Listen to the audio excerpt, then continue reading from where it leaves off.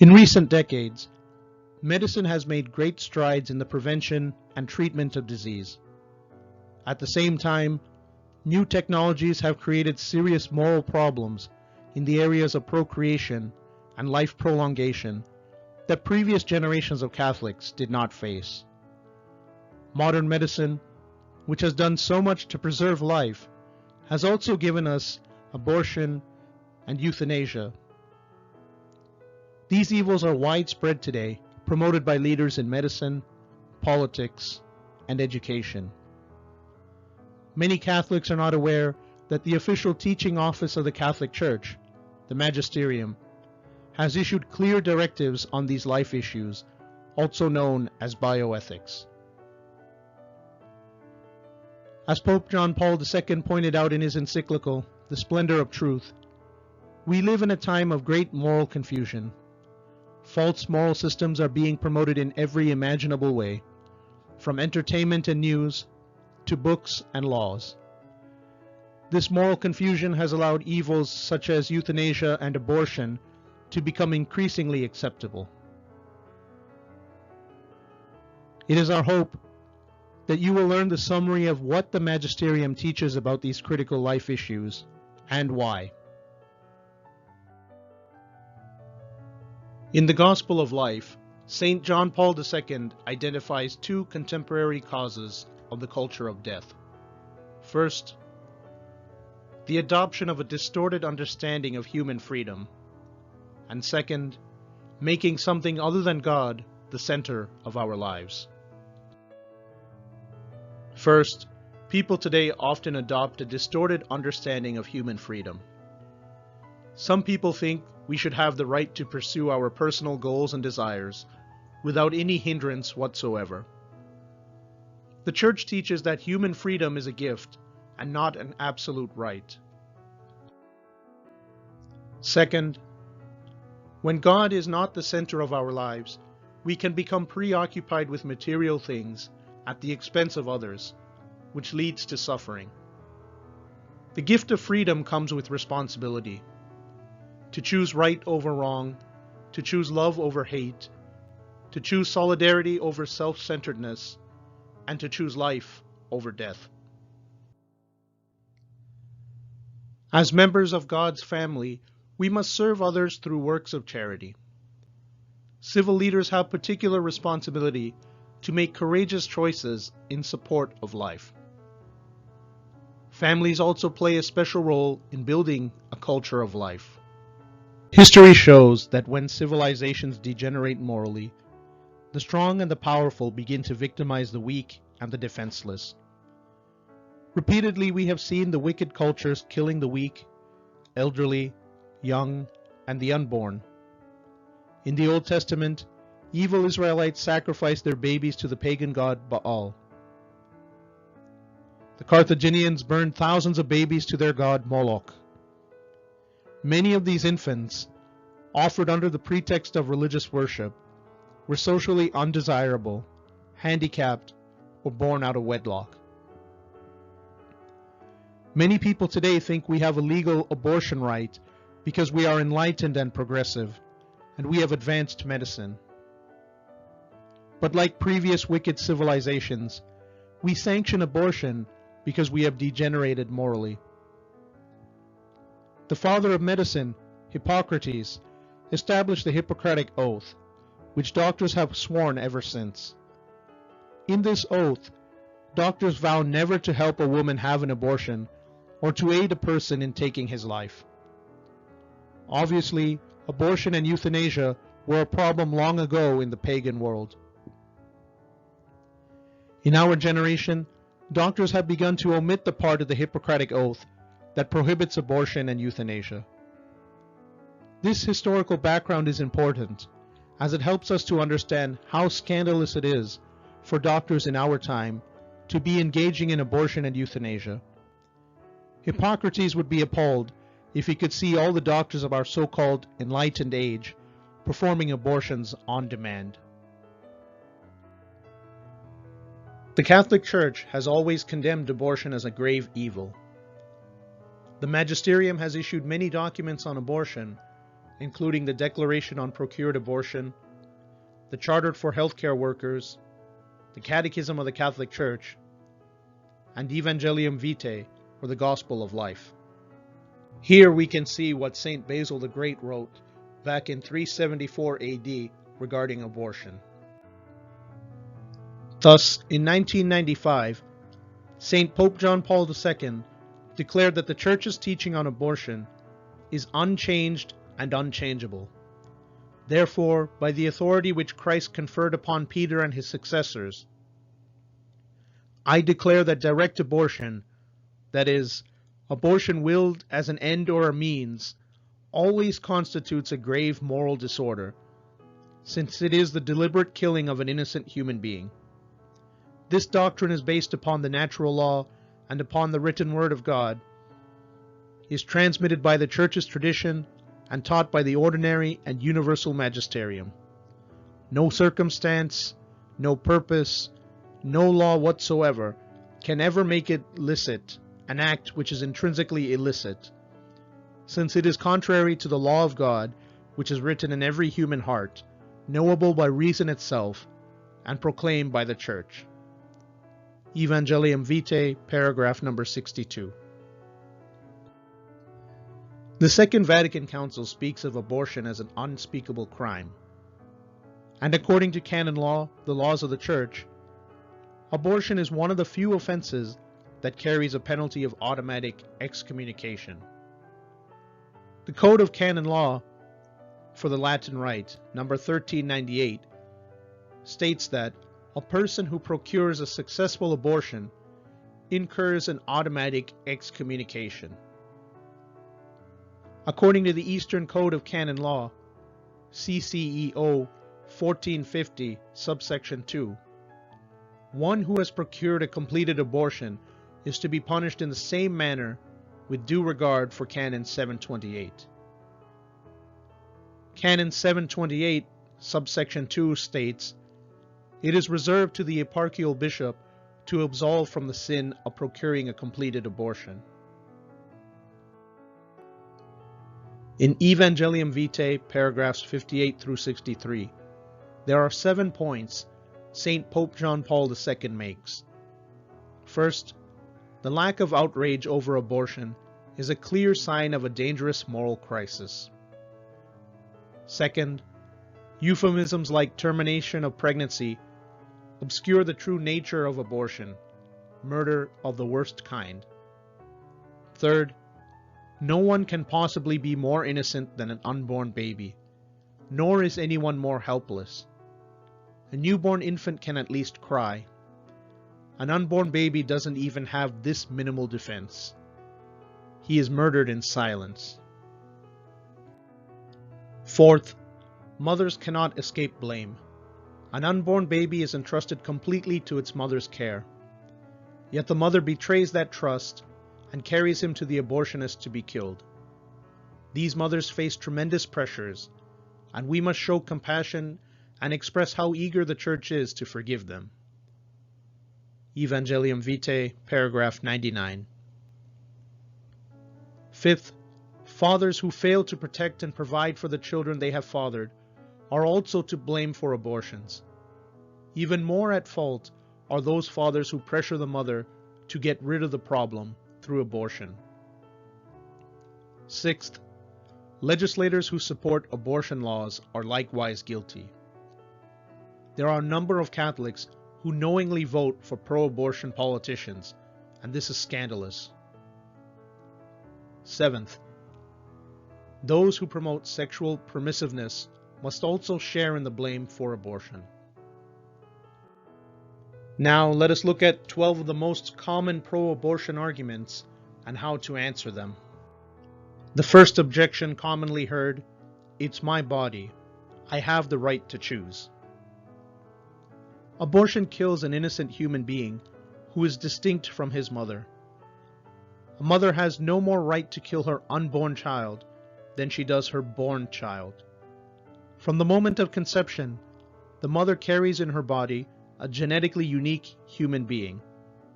The mother cannot morally take even her own life, much less her baby's. Think about it. Does a father have the right to kill his child just because he lives in the father's house? Of course not. Neither does a mother have the right to kill her baby just because he lives in the mother's womb. We never have the right to do wrong. The fetus is just a clump of cells, a glob of tissue. Even when it is a single fertilized cell, the fetus already has its own life principle and its own genetic makeup. This tiny clump of cells is a uniquely distinct individual who, with only the addition of time and nutrition, will develop into a mature human being.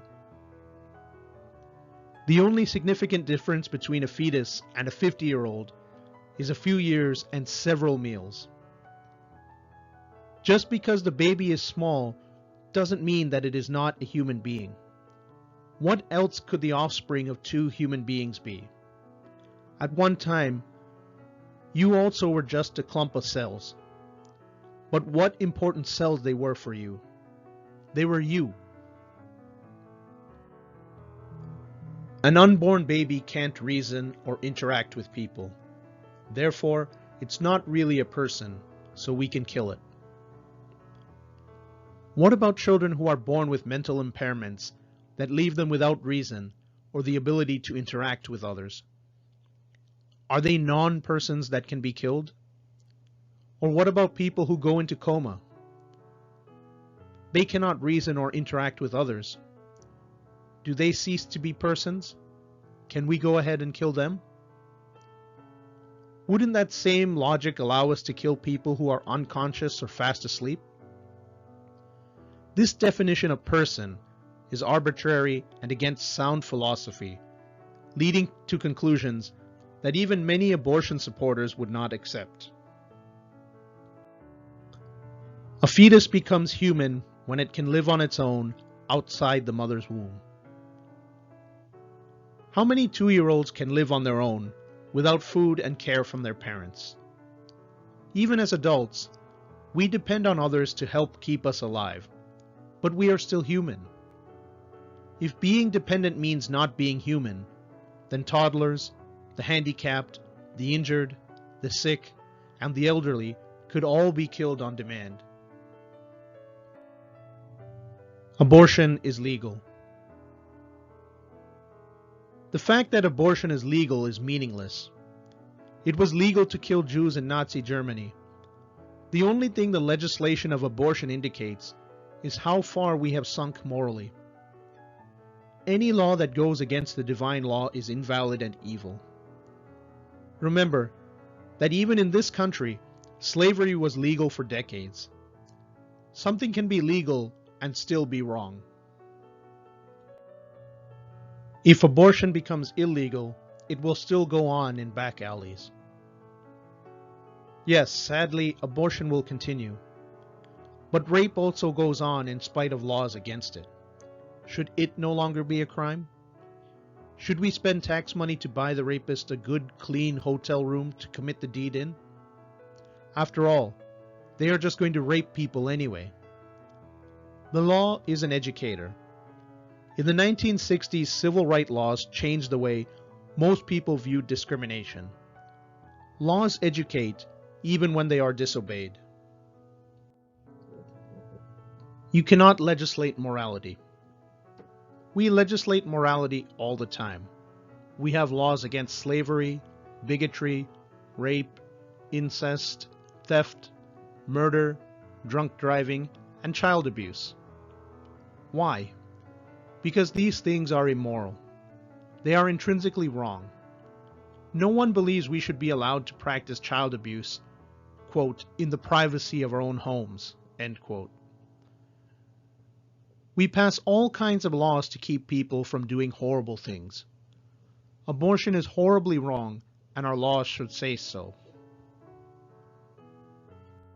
Perhaps the most common argument we hear, even among Catholics, is I'm personally opposed to abortion, but I'm not going to tell other people what to do.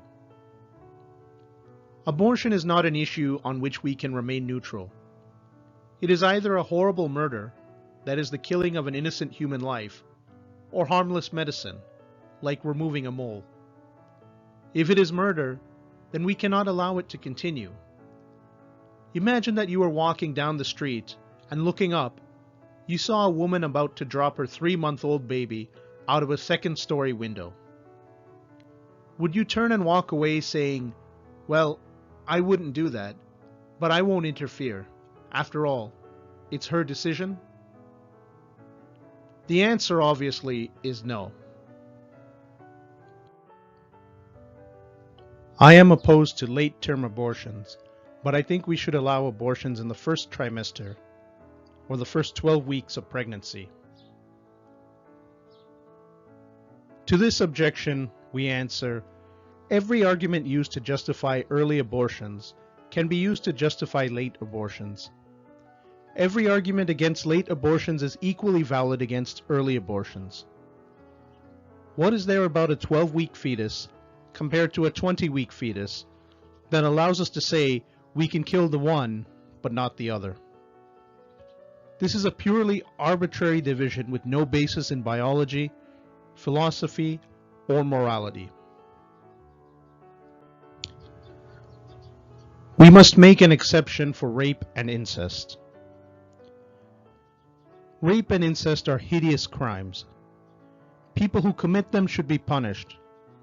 Nevertheless, a baby that results from rape or incest is an innocent human being with the same right to life as everyone else. Two wrongs don't make a right. Why should we add the crime of murder to these other crimes? We should not kill a child for the sins of his father. Killing an innocent human being is never justifiable. Better an aborted baby than an unwanted baby. Once we decide that we can kill a baby because he is unwanted, we are applying the same logic Hitler used to kill unwanted, retarded children and the undesirable races like the Jews. No unborn baby is unwanted. God, who willed to give them life, wants them. They are also wanted by thousands of couples who are longing to adopt. I couldn't give away my child for someone else to raise. A child is not a possession to control, but a person to love unconditionally. What kind of mother would rather kill her baby than give him a chance to be happy with an adoptive family? It's the height of selfishness to say, if I can't have my child, no one will. Recall how King Solomon detected which woman was the child's true mother, the one willing to give him up so that he might live. St. Pope John Paul II makes the following points in Evangelium Vitae. The beginning of human life takes place the moment the ovum is fertilized. From the moment of conception, the new human being has a full genetic makeup and its own life principle. How could a human being not be a human person? Even if we are unsure when human life begins, the mere possibility of human life should still lead us to protect the fetus. American laws that support abortion have led to some absurd results. If someone kills a 20-week baby born prematurely, he is guilty of murder. If someone kills a full-term, 36-week baby by partial birth abortion, it is legal, although this baby is 4 months older than the preemie. He is just unlucky enough to still have his head in his mother's womb, so the abortionist can legally kill him. We have laws allowing unborn children to inherit property at the same time we have laws allowing them to be killed on demand. That a fertilized egg in a test tube can grow totally separate from its mother is clear evidence it is a separate being. Unfortunately, many people who support abortion are already convinced unborn babies are human beings, but they just don't care. We should pray especially for these people, and we should also pray for those who support abortion in any way.